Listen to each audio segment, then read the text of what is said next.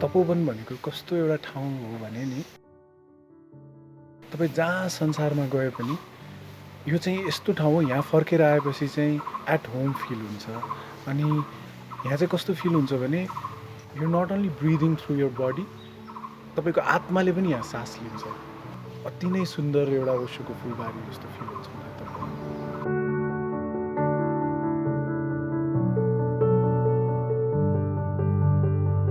तपोवन मेरो लागि अब शब्दमा भन्न सक्ने अवस्थै छैन। मेरो लागि स्वर्ग हो।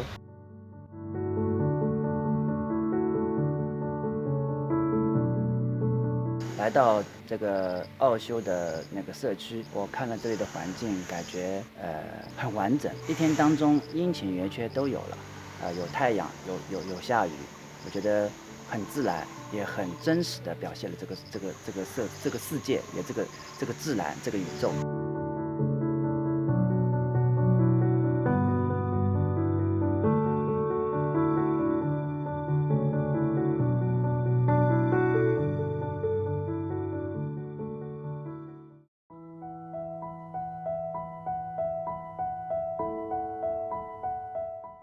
स्वामीजीको बारेमा भन्नुपर्दा उहाँ मेरो परमात्मा भगवान हो। उहाँले गर्दाखेरि म आज जिउँदो छु।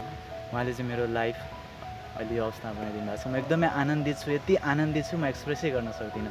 त्यो स्वामीजीलाई अब परमात्माले अहिले मलाई केही माग भनेर भन्नुभयो भने म चाहिँ के माग्छु भने स्वामीजीले जब मलाई देख्नुहुन्छ एकचोटि देखेर मुस्कुराइदिए बस पुग्छ।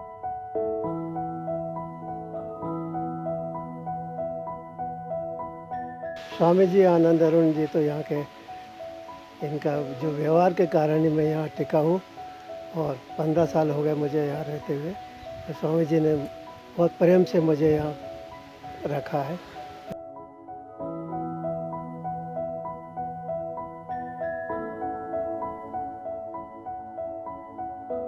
आध्यात्मिक जगतमा तपोवन एउटा मानचित्रमा आइसकेको छ। अहिले कुनै यस्तो दिन हुँदैन जब यहाँ विदेशी पाहुना आउँदैन ध्यान सिक्न। एक दिन पनि हुँदैन। वर्षै दिन नेपाली इन्डियन विदेशीको यहाँ 100 जनाभन्दा कमको खाना कुनै दिन पाक्दैन। मिनिमम 100 जनाको खाना डेली पाक्छ। शिविरहरूको दिनमा 200, 250, उत्सवहरूको दिनमा 1000 जना पनि को खाना पाक्छ। त्यस कारणले एउटा आध्यात्मिक कम्युन जुन ओशोको परिकल्पना थियो त्यसको एउटा यो मोडल चाहिँ ओशोले बनाउनु हो। तपोवन एउटा मोडल हो। अहिले यति सक्रिय कम्युन वर्ल्डमा कहीँ पनि छैन ओशोको।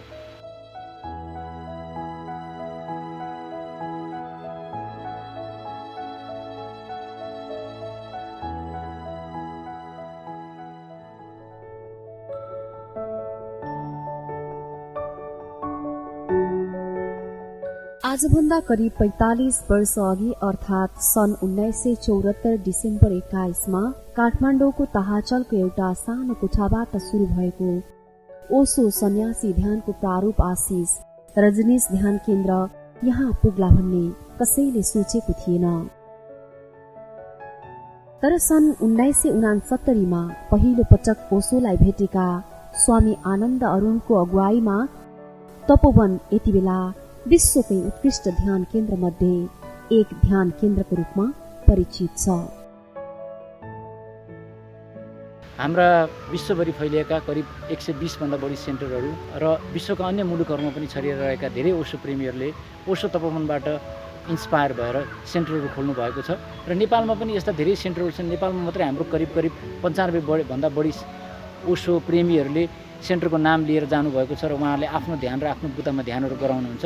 यो सबैभन्दा ठुलो उपलब्धि ओशो तपोवनको हो र ध्यान र प्रेमको सन्देश र जीवनमा संसारलाई नछाडिकन आफ्नो ध्यानलाई अगाडि बढाउने जुन ओशोले भिजन दिनुभएको छ त्यसको मियोको रूपमा यो ओशो तपोवन रहेको छ। यसको दार्शनिक भ्यालु र हामीले संसारलाई दिएको ठुलो कन्ट्रिब्युसन यही नै हो। त्रिभुवन अन्तर्राष्ट्रिय विमानस्थलबाट करिब 13.5 किलोमिटर उत्तर पश्चिममा करिब 37 रोपनी जमिनमा फैलिएको यो वनभित्र कोमल मनहरू रहेका छन्। आडम्बर, कुरीति, कुसंस्कार र धर्मको नाममा भइरहेको अन्धोपनलाई हटाएर आकाशमा चरा जस्तै उड्न सिकाउने र उड्न चाहनेहरूका लागि जिउँदै स्वर्ग जस्तै बनेको छ तपोवन यति बेला। तर ओशो नाम नै नसुनेका कसरी ओशो सन्यासी भए अनि उनीहरू कसरी दीक्षित भए? नेपालमा करिब 90,000 सन्यासी कसरी सम्भव भयो? यो सबैको पछि एउटै राज छ, स्वामी आनन्द अरुण।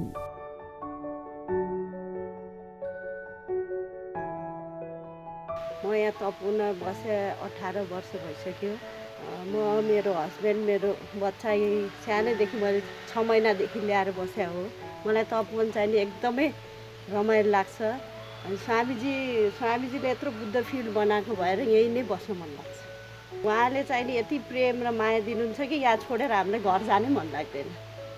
त्यही हो, उहाँको प्रेमले गर्दा हामी यहाँ चाहिँ तपोवनमा यसरी बसेका छौँ। एकदम खुसी छौँ, एकदम आनन्दित छौँ।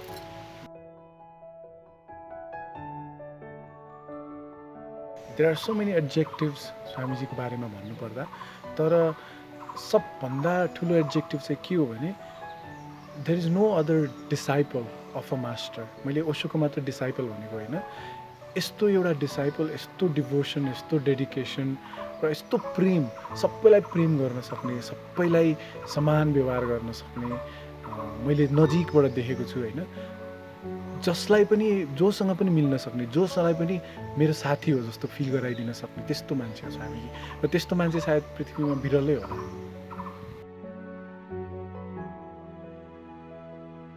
म तपोवनमा 10 वर्षदेखि छु होइन। तपोवनमा चाहिँ म एकदम आनन्दित छु। अनि म यहाँ आएर चाहिँ धेरै आनन्दित र धेरै क्रिएटिभ हुन सिकेँ। अनि म स्वामीजीबाट सिकेको कुरा चाहिँ प्रेम हो। So this place is my 7th commune. It reconnected me with Osho again because it's a magic place. Magic as in nature, magic as in Osho being present. And you ask me about Swamiji. I mean, he is the one who actually helped creating that, because Osho gave him so much juice. Do it. And he did it. And 30 years and you see it's such a magic place. I've never seen any other commune in the whole world so alive and so living Osho. And that's why he's present. And my heart cracked open while taking sannyas again, because over the years in the marketplace you get really like, oh, like this, but here.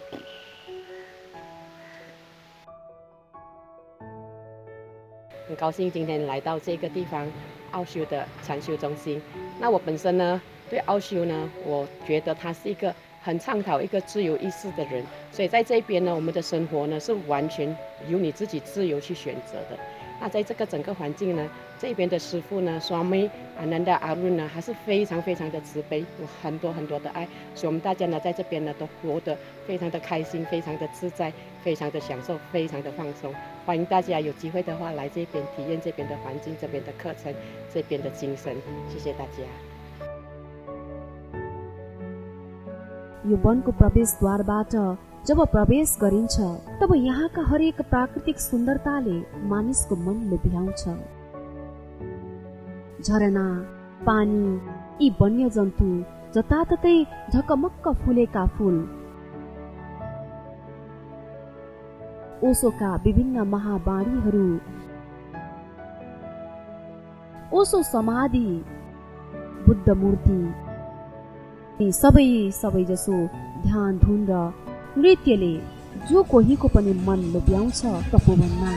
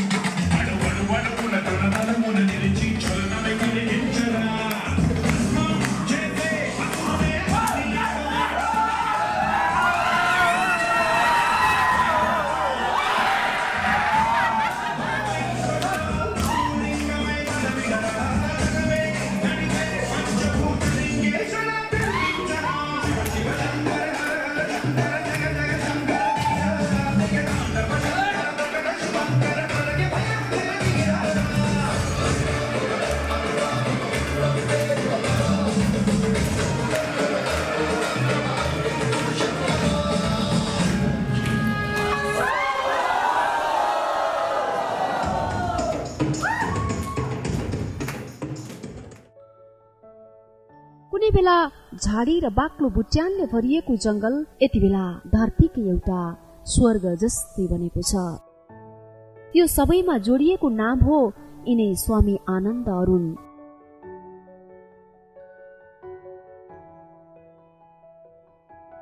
मानव र मानवीयताको निमित्त, साँच्चै धर्म र धार्मिकताको निमित्त एउटा पाठ सिकाउनु हुने र विश्वलाई शान्तिको रूपमा परिणत गर्नुपर्छ। अब शान्ति हुनुपर्छ, मानवले जिउनका लागि कला सिक्नुपर्छ भन्ने आनन्दमय जीवनलाई आनन्दमय बनाउने बोधिसत्व स्वामी आनन्द अरुणको विषय यस्तो छ।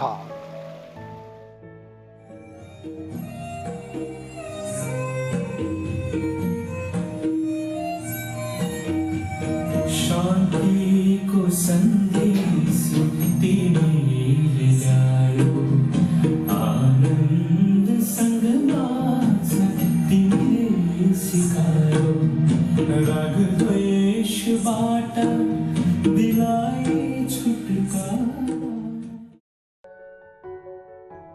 ओशोसँग व्यक्तिगत मुलाकात मेरो हो अक्टोबर 69 मा। त्यसमा ओशोले मलाई के भन्नुभयो भने, हेर, एक व्यक्तिले राम्रोसँग प्रचार गर्यो भने त्यो पुरै दर्शन त्यो देशमा फस्टाउँछ। त्यस कारणले यदि तिमीले समर्पित भावले नेपालमा काम गर्यो भने मेरो दर्शन नेपालमा जसरी तिब्बतमा बुद्ध धर्म फस्टायो त्यसरी फस्टाउँछ भनेर 69 मै भन्नुभयो, अक्टोबरमा, 50 वर्ष अगाडि। तर उहाँको दृष्टिमा थियो कि नेपालमा ठुलो आश्रम बन्छ।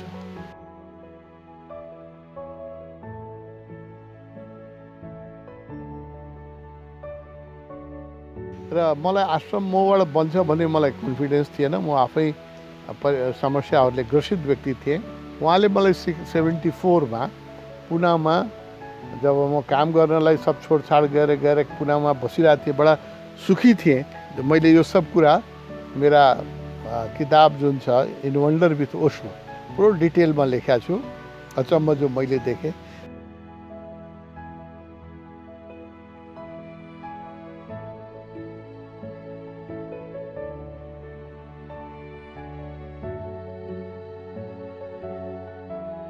एक दिन मलाई ओशोले बोलाएर नेपालमा गएर आश्रम खोल्नु पर्यो भन्नु। मैले उहाँले बिन्ती गरेँ, मबाट यो हुँदैन, यो काम मलाई आत्मविश्वासै छैन र मसँग आर्थिक आधार पनि छैन, मलाई यहीँ बस्न दिनुहोस्, तपाईँ कहाँ म बडो मजामा बसिरहेको छु, मलाई साधना राम्रो भइरहेछ, मेरो जीवन पनि बडो सुखी छ, मलाई एक्लै नेपालमा एउटा पनि ओशोलाई चिन्ने मान्छे छैन, मलाई नपठाउनुहोस् भन्दाखेरि उहाँले मलाई धेरै पहिला फकाउनु हो। होइन, तिमी थाहा छैन नेपालमा कत्रो सम्भावना, तिम्रो कत्रो काम हुन्छ, तिमीलाई बुझ्नै सक्दैन भन्नुभयो। 2046 सालदेखि हामी यहाँ आए। सुरुमा यति जङ्गल थियो, यहाँ केही पनि थिएन, दिउँसै बाघ आउँथ्यो। यहीँ रुखको मुनि हामीले बाघ देखेका छौँ, दिउँसै बाघ आउँथ्यो र मान्छे दिउँसो पनि हिँड्न डराउँथ्यो। पानी खानलाई त्यहाँ बाघ आइरहेको थियो त्यहाँ बेलुका अनि हामी एक्लै हिँड्न डराउँथ्यो, दिउँसो हिँड्न पनि डराउँथ्यो। यस्तो जङ्गल, घनघोर जङ्गल थियो, बँदेल आउँथ्यो, मकै यहाँ खुब उब्जिन्थ्यो। त्यो बेला हामी घरसर बनाएको थिएन, मकै उब्जाउँथ्यो, मकै खान बँदेल आउँथ्यो। कतिचोटि हामीलाई बँदेलले लखेटेछ यहाँ ठाउँमा।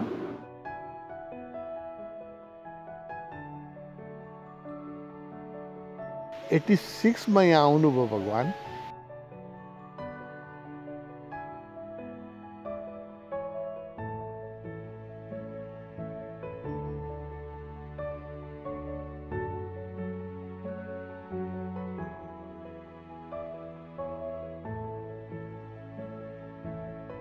ओसो आउनुभयो 86मा ओसो आउनुभयो नेपाल आउनुभयो मलाई उहाँले एउटा ठुलो आश्रम काठमाडौँकै आउटस्कर्टमा बनाऊ जङ्गल होस् खुब पानी होस् ध्यान कक्ष जस्तो बनाऊ कि 200 मान्छे बस्न सकोस् मेरो प्रवचन सुन्न सकोस् र चाहिँ 30 जनाको मिनिमम व्यवस्था गरेर बस्ने भनेर प्यारामिटर दिनुभयो र के जे उहाँले यस्तै बोल्नुभयो जस्तो कि देखिराख्नु भएको छ त्यहाँ त्यो जग्गालाई चाहिँ पिच रोडले छोएको पनि होस् त्यहाँ बत्ती पनि होस् पानी प्रचुर मात्रामा होस् हरियाली होस् र वरिपरि छिमेकी नहोस् ताकि तिमीहरूले कराउन सकोस् ध्यान गर्न सकोस् उहाँले देखेरै बोले जस्तो लाग्यो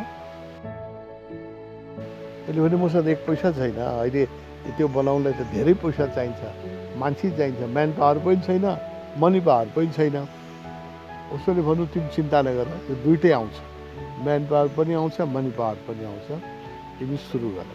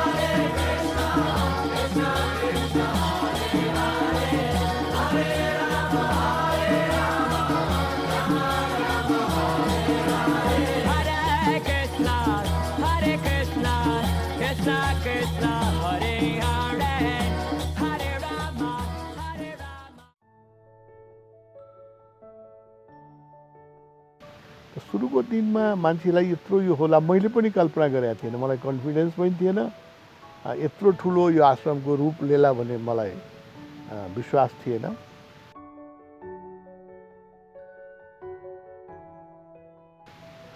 ओसो त मलाई ध्यानमा कहिलेकाहीँ गाइड गर्नुहुन्छ भन्नुहुन्छ अहिले त टेलर चलिरहेछ यहाँ नेपालमा मेरो काम कति हुन्छ तिमीले कल्पना गरेको भन्दा धेरै बढी हुन्छ अहिले रियल फिल्म त सुरु भएकै छैन अहिले टेलर मात्रै चलिरहेको छ भन्नुहुन्छ उहाँ यो त रियल फिल्म कस्तो होला हो म मेरो कल्पनाले त्यो अटाउन सक्दैन उहाँ आज पनि सक्रिय हुनुहुन्छ मलाई ऊर्जा दिइराख्नु भएको छ गाइड गरिराख्नु भएको छ मान्छे दुनियाँभरको मान्छे पठाइराख्नु भएको छ आर्थिक रूपले पनि अब कमी सम्पन्न भइसक्यो यत्रो निर्माण भइरहेछ पैसा आइरहेको छ यत्रो इन्टरनेसनल गेस्ट हाउस बन्यो 200 जना खाने डाइनिङ हल बन्यो 250 जना बस्ने व्यवस्था भइसक्यो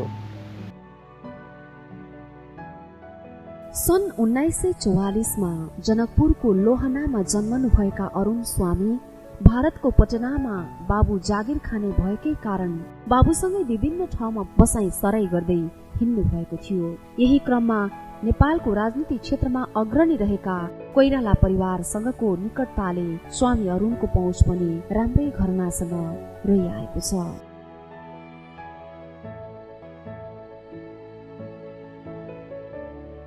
अध्यात्म ध्यान र मुक्तिको खोजमा लाग्नुभएका स्वामी आनन्द अरुण अध्ययनले सिभिल इन्जिनियर हुनुहुन्छ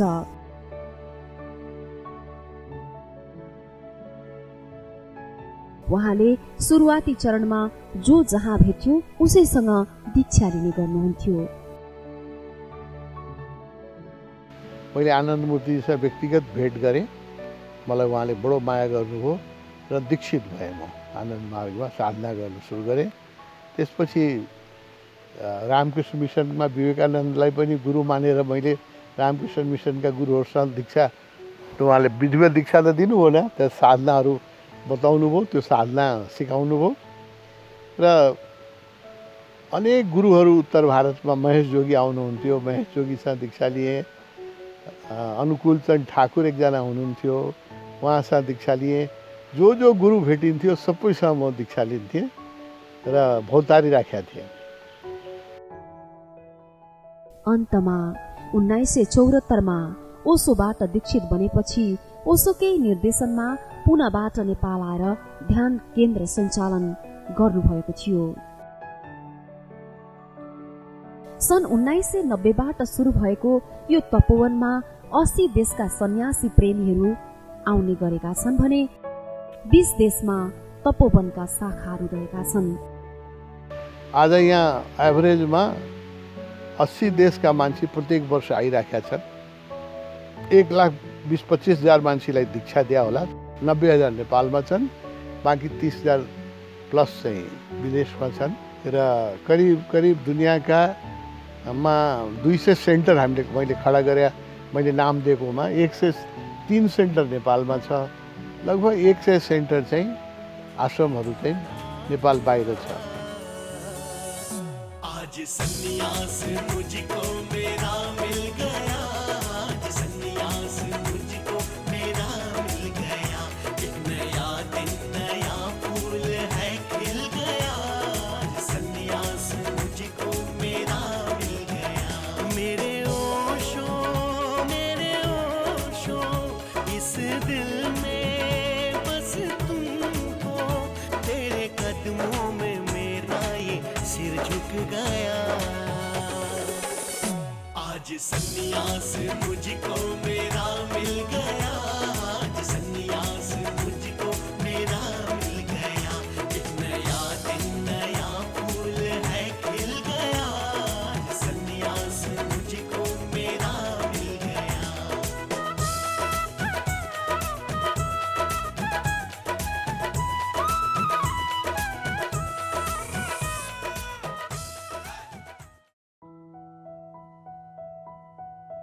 यो सब कसरी भइरहेछ मलाई आफै आश्चर्य लाग्छ। कुन शक्तिले गरिराखेको छ। ओशोको चेतना अत्यन्त सक्रिय छ। एउटा ओशोले जुन ब्लू प्रिन्ट छोडेर जानुभएको छ कम्युनको, उहाँलाई नै थाहा होला यसको मास्टर प्लान। मलाई त थाहा छैन कहाँसम्म यो फैलिन्छ र यसले विश्वमा 20 राष्ट्रमा चाहिँ प्रेरणा दिइरहेछ। आश्रमहरू खुलिराखेका छन्, कम्युनहरू खुलिराखेका छन्। त्यसको जरो चाहिँ तपोवनमा छ र यो ओशो मुभमेन्टको आध्यात्मिक राजधानी नेपाल बन्छ र नेपालबाटै यो ओशो धर्म चाहिँ जसरी तिब्बतबाट संरक्षित रह्यो बुद्ध धर्म, बर्मामा संरक्षित रह्यो। जहाँ बुद्ध जन्मिनु भएको थियो त्यहाँबाट हराएको थियो, जहाँ बुद्ध निर्वाण प्राप्त गर्नुभयो इन्डिया त्यहाँबाट हराएको थियो। फेरि तिब्बतबाट ल्याउनु पर्यो बुद्ध धर्मलाई। अब मलाई के लागिरहेछ भने त्यसरी नै नेपालले ओशोको धर्मलाई सम्हालिराखेको छ, संरक्षित राखिरहेछ र नेपालबाटै यसको दियो फेरि विश्वभरि फैलिराखेको छ। आउने दिनमा कति फैलिन्छ यो मेरो कल्पनाको शक्तिले हटाउन सक्दैन। हामी हेर्दै जाउँ। आउने दिनहरूमा मलाई लाग्छ Osho will be recognise as a spiritual master like a बुद्धको जति सम्मान छ आज विश्वमा, यो शताब्दीको मध्य पुग्दा मलाई लाग्छ अर्को 30 वर्षभित्र ओशोको पनि त्यति सम्मान विश्वमा हुन थाल्छ। He will be recognise as a second Buddha. नपत्याउने तवरले सुरु भएको यो यात्राले स्वामी अरुण कुमार सिंहलाई यति बेला बोधिसत्व स्वामी आनन्द अरुणमा परिणत गराएको छ। जय ओशो।